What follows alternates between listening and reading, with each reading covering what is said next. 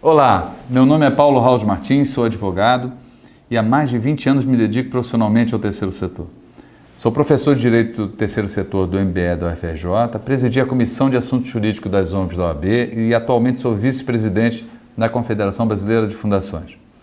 Eu fui convidado a participar dessa iniciativa da Tecnoarte, que envolve debater e disseminar o conhecimento sobre as questões jurídicas e administrativas do terceiro setor. E eu estou aqui para falar especialmente com você, gestor de organização sem fins lucrativos.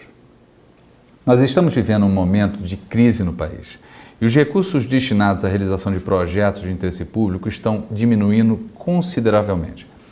Iniciativas sem finalidade lucrativa são, por vezes, muito frágeis a essas crises.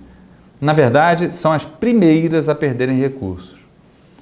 Já vivemos crises antes, num passado recente inclusive, e muitas organizações de grande valor no passado não resistiram a essas mudanças e não estão mais ativas. Reconstruir o caminho que essas organizações trilharam, recompor projetos relevantes desativados, isso não é o ideal. É muito ruim, muito frustrante pensar que talvez tenhamos de reconstruir sobre ruínas.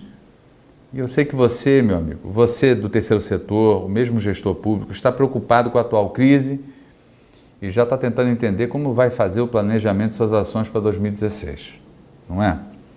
Por isso, eu vou falar hoje um pouquinho sobre os principais temas que envolvem um bom funcionamento e a correta gestão de uma organização sem fins lucrativos.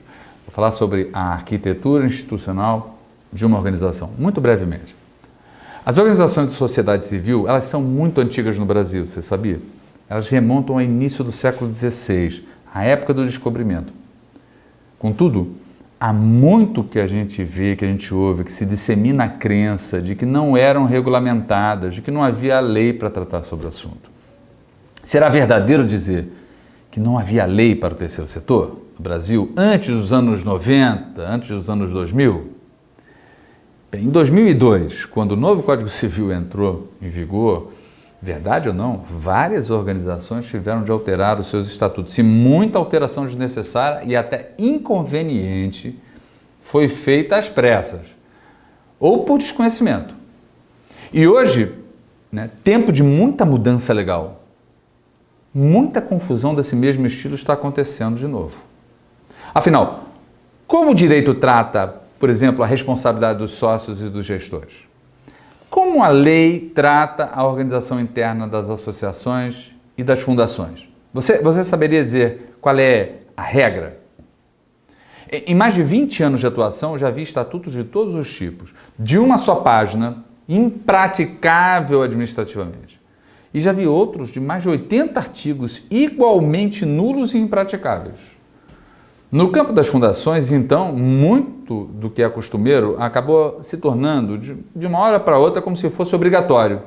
Isso sem se falar na visão que alguns serviços públicos constroem sobre a sociedade civil e que tentam impor as organizações. Quem é da assistência social sabe, quem é de cultura também sabe, quem tem algum certificado como utilidade pública, por exemplo, todos esses sabem do que eu estou falando. Bem, ao fim, o gestor experiente deve se perguntar o que realmente vale na lei, o que é obrigatório, o que é direito, o que é dever. Certo é que muita gente mesmo, para economizar esforços, para economizar conflitos, copia estatuto de outra organização. Se a outra estiver certa, a minha também estará, é o que se costuma pensar, não é isso? O certo, meu amigo, o certo é que em centenas de milhares de organizações sem finalidade lucrativa no nosso país, não conheço uma só delas que seja igual à outra. Copiar um estatuto para sua instituição seria como tentar cortar os dedos para usar o sapato de outra pessoa. Um gestor experiente sabe que é comum encontrar uma organização que funciona de forma absolutamente distinta do seu estatuto. E nesse caso, você já deve estar pensando, certamente já sabe, isso significa potencialmente um problemão jurídico. Bem, como você sabe, vivemos um momento de crise. Momento em que as preocupações imediatas ganham uma dimensão muito relevante. Mas nesse momento de crise, eu acredito, também é relevante se repensar, se reavaliar. É relevante, talvez, que você, gestor, entenda e aperfeiçoe a sua atuação, a atuação de sua organização. Que você se prepare para os novos tempos que virão. Conhecer melhor o direito e dominar o funcionamento de sua entidade, eu espero, pode fazer com que você tenha mais chances de sucesso em seus trabalhos, mesmo no meio da crise. Bem, continue conosco. Temos outros temas relevantes para discutir. Espero você em nossa próxima aula. Até lá!